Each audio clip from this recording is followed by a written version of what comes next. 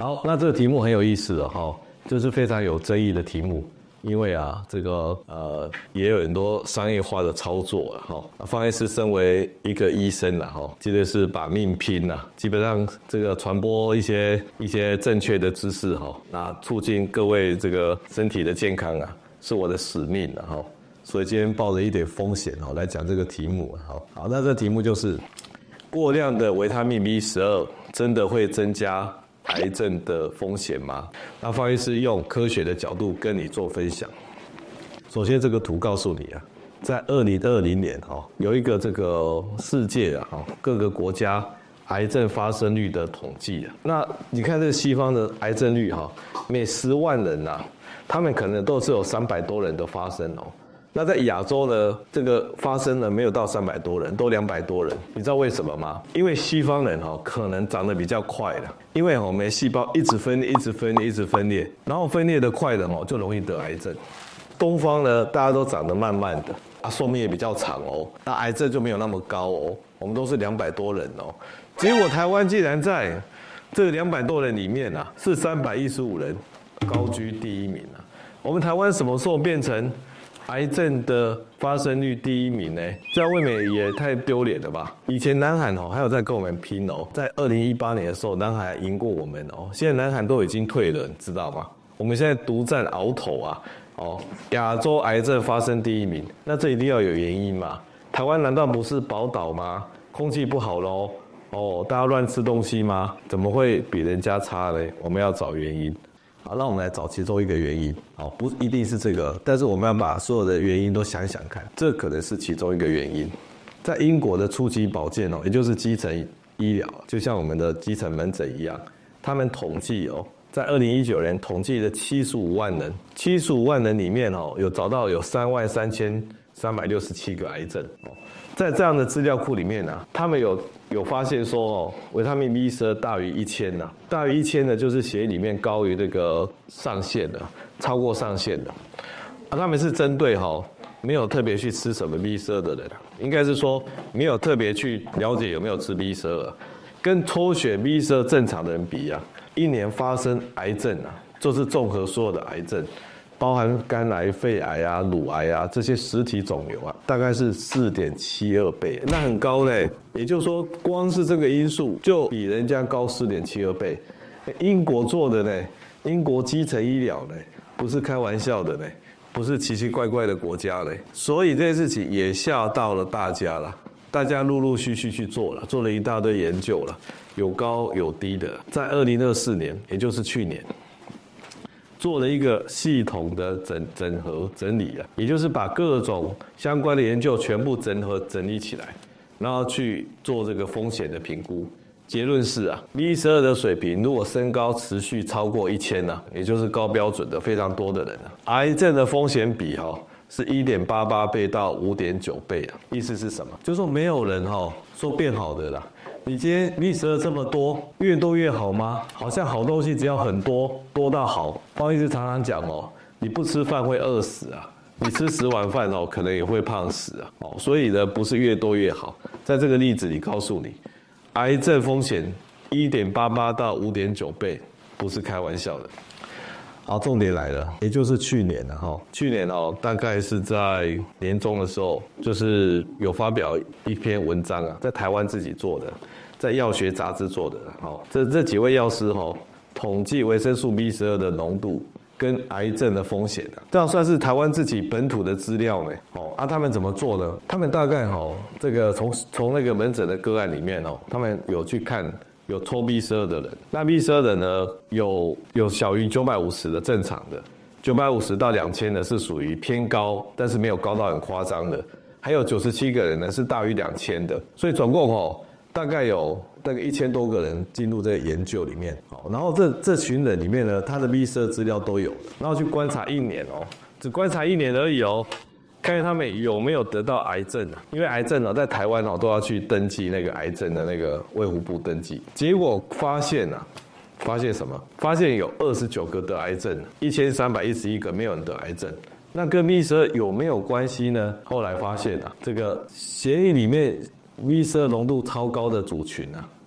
得到实体癌症的机会是正常组的 3.26 倍啊 ，3.26 倍，也就3倍多了。所以台湾做出来的结果就是3倍啊。那国外有做到2倍的，做到3倍、4倍、5倍的，那我们做出3倍。所以没有人告诉你说 B12 越多越好了，全部都告诉你 B12 高得癌症的机会高了，就这么简单的事实，没有好争议的。B12 高到爆表的，然后得到癌症的风险高了。方医师常常给这些门诊的病人抽血 B12，常常都大于2000的，是对于那些有在吃 B12 的人。所以综合结论，我们不知道这到底因果关系是怎么样了。但是目前摆在眼前的现实就是血中 B12 浓度超高，癌症发生率3到5倍，这就是一个事实的状况。到底因果关系是怎么样不知道，但是有这样的一个相关性，这个是不争的事实。那 B12 到底在做什么事呢？ B12 它什么事情都不做啊，它是一个养尊处优的一个很重要的维生素 B 啊，它只负责2个生化反应，别人都是负责几百个、几千个那些杂事都是别人做的。那关键的事情呢，就 B12 来做。它是一个DNA、RNA 蛋白质合成的必要的辅助因子啊。也就是说，今天这个细胞会生成多少这些 DNA、RNA 蛋白质，它是重要的、必要的辅助因子，由它来决定啊。它如果在的话，很多的话，你可能会制造很多这些 DNA 蛋白质之类的。另外一个，它有辅助这个规范这个细胞的能量，跟粒线体的代谢有关的。所以你想想看当一个细胞因为维生素 B12 的时候，然后里面有满满的 DNA、满满的 RNA 跟蛋白质，然后能量充满，你看这个细胞是什么细胞？就是一个准备分裂叫做癌化，所以很容易癌化呢。所以在中央研究院他有提到，癌症可能是一个代谢性的疾病所以这是被癌化的，因为你让细胞处在这种状态之下。那有人有提到说那水溶性的维他命 B 跟 C 它会排出嘛，你吃什么多少也都没有关系啊，这是事实。你知道这个 B 跟 C 吃到体内来都只有几天的寿命，也就排掉了。B1、B2、B9、B6 都是这样像叶酸什么的，维他命 C 都是这样，只有 B12 除外。这个是基本的科学这也不是方医师乱讲的因为 B12 太宝贵了，进到体内以后，它就会被肝脏储存起来，然后用特殊的形式保存下来，可能保存2到5年所以即使吸收的大本营在胃，把胃割掉的人呢，他 B12 都可以用了好几年所以 B12 是例外维他命 B 是水溶性维生素，会排掉，但是 B12 就是不会排掉。好，那我们吃了多少维生素 B12 的？我们一天维生素 B12 需要2微克。什么叫微克？微克就是10的负6克了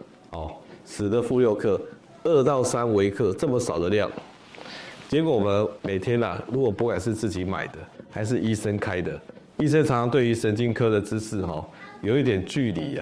所以动不动说你神经不好，所以我就开维他命 B12 给你，一开就是1500微克是几倍？700-800倍600-700倍我们怎么会吃这么高剂量的维他命 B12 呢？更何况它又不会排出去，更何况它就是会制造更多的癌症。那我们吃了哪些 B12？ 我们来看一下。比如说大家常吃的那个叫米可宝红红的一整颗这一整颗的 B12， 一颗就500微克，医生常常开1天3次好像怕你有 B12 不足就一天就吃1500微克。还有一个叫做开恩达 Ketamine 一边红一边黄的，也是1500微克照3餐吃嘛，500嘛。那各位都有在吃到那个叫阿利拉命 F 了，阿利拉命 F50长得这个小小颗的，你看看起来就没有那么肥大，对不对？幸好它不含 B12， 它只有含 B1 跟 B2， 它就是不含 B12， 看起来不错可是一般的观众不满足他去药房或者到日本一定去采购合利他命的强效定X Plus 这个不仅我跟你讲，它含的那一颗的量就是1500微克，一颗就是1500微克的，一颗都得抵人家米可宝 K 他命3颗呢。所以我们动不动就吃到1500微克的这个这个量，最后结果是什么？血中 B12浓度就是这么高的啦。我们平常要照这么高还不容易，你知道吗？但是你这样拼命吃 B12，不管吃米可宝、K 他命还是阿利他命 F、X Plus， 动不动血液里面都是大于2000啦。什么叫大于2000？就是量不到了啦，血液里面量不到了。那这样不是害了自己吗？常常有人说啊，人戆啊，个领巾啊，人戆个领巾人傻傻的又认真啊，把台湾拼到亚洲癌症发生率第1名。我看到这个数据就很不爽，我们怎么可能会自己害自己，然后让自己的B12这么高，让所有的流行病学研究都跟你说会得到癌症，让我们病人跟医生还拼命做这些事情，那不就是人戆个领巾吗？所以啊，这个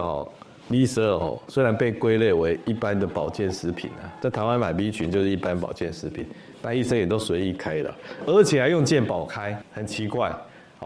但是 B12没有这么一般啊，大家随便吃维他命 B1 好了，或维他命 C 那个就算了。B12没有那么一般啦，绝对要谨慎服用啦。今天有听到的就好好的帮自己，不要让台湾多一个亚洲癌症发生率第1了。那最后我来讲这件事情，为什么不先抽个血，验你的维他命 B12的血浆浓度呢？平常大家去医院，动不动抽肝功能、肾功能、血糖，抽的不亦乐乎。什么每3个月抽1次的，医生都开这种超高剂量的维他命 B12给你的，而且又说有毒性，可能会致癌。那为什么不先抽个 B12说不正常太低才给呢？因为会失望，因为根据方医师的那个临床上的观察很少人低啦。那民国100年那个卫福部已经做过普查了，也很少人低 B12了。所以找不到真的低的人啊。所以你今天如果真的照方医师说，先抽血再验 B12，那可能很多医生都没有办法开 B12了。那卫福部或健保局最可笑的就是，你今天把 B12给付维他命高剂量 B12，既然不需要抽血，没有规范要抽血，所以台湾 B12的这个健保用量啊，节节高升啊，这个米可宝公司是卫彩公司啊，卫彩公司也发现奇怪，节节高升啊，好像台湾是一个大家都缺乏 B12的一个国家，事实上就相反嘛。所以为什么不抽血呢？那今天如果你已经医生开了这么高剂量 B12，你又叫他抽血，好像给他打脸一样。万一怎么办？他抽完血 B12爆表大于2000，那他会觉得不好意思吧？所以他有时候也不肯配合抽血，所以大家有一个自觉，这个药B12这个有危险有风险，大家自救不要这个拼了命把它塞到肚子去。好，那以上呢就这一集呢，方医师这个对维他命 B12跟癌症关系的一个分享。